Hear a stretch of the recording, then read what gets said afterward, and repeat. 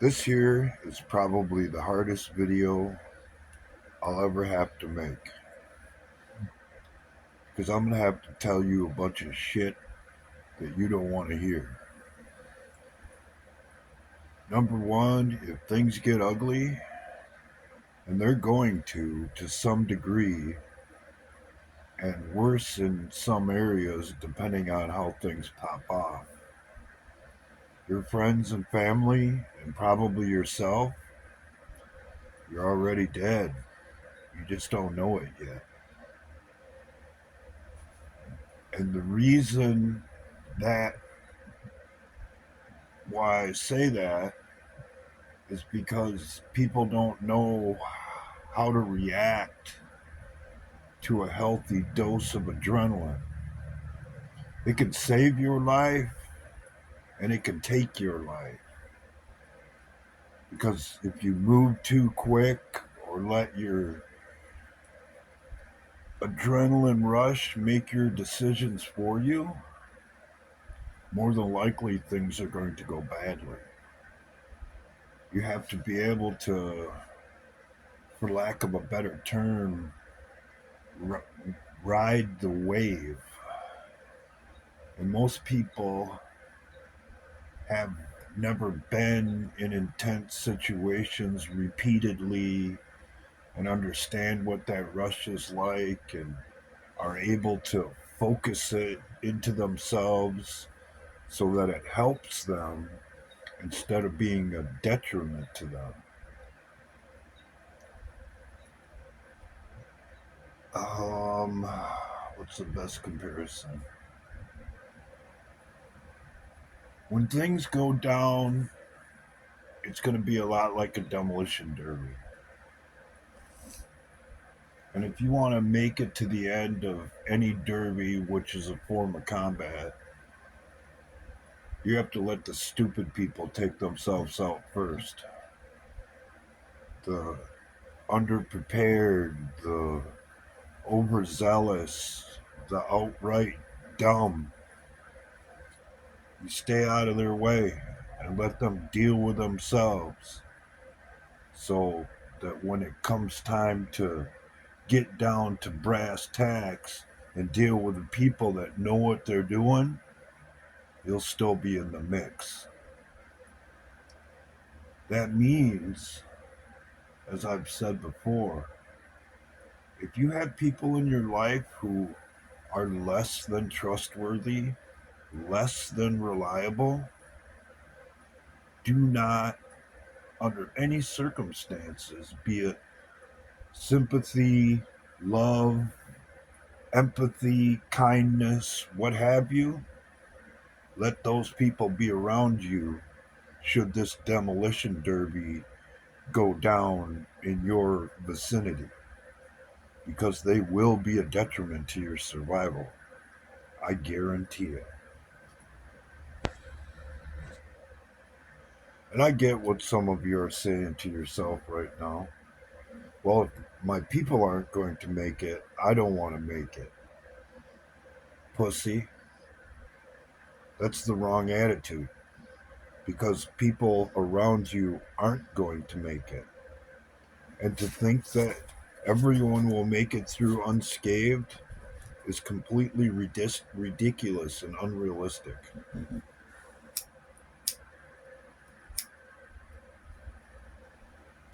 So if that's your attitude, don't even fire up your derby car. Just walk out there with your hands up and let them take your ass out or take you wherever it is they want to take you and do to you whatever it is they want to do to you.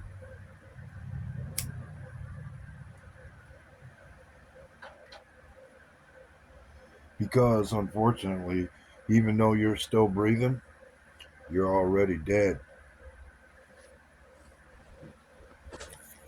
And now a word for the God shall protect me people. What does a father want for his children? He wants them to be able to handle their own shit so he doesn't have to get involved.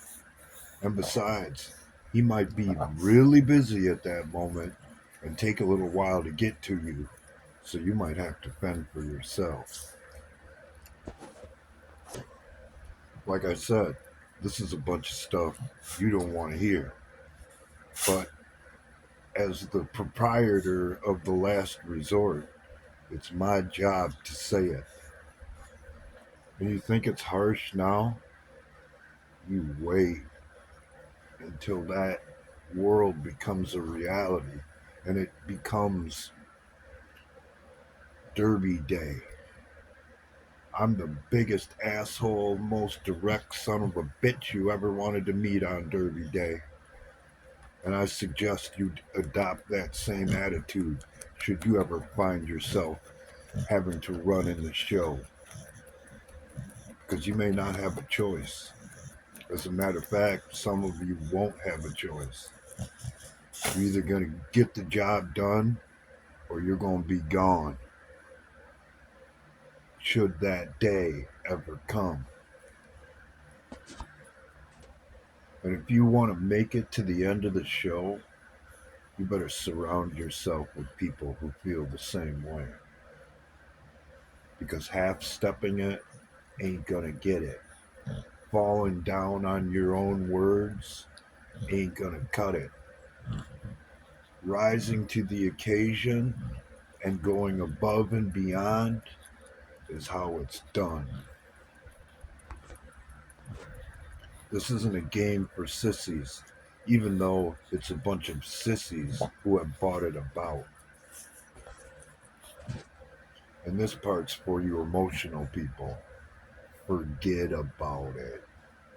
Your heart better be as hard as stone.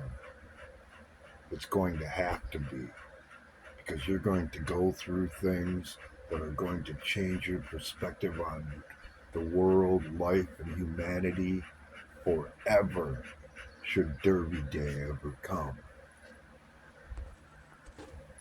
So, how should you move? How should you react? In other words, how should you drive your Derby car? Well, it might surprise you to learn that you don't want to do things as fast as you can do them. You want to move slow and deliberate and realize that in that moment, the worst part that everyone fears is your friend because they're operating from that perspective and you're not, and that gives you an edge if you can manage to achieve that mindset. Now, a little background on your opponents.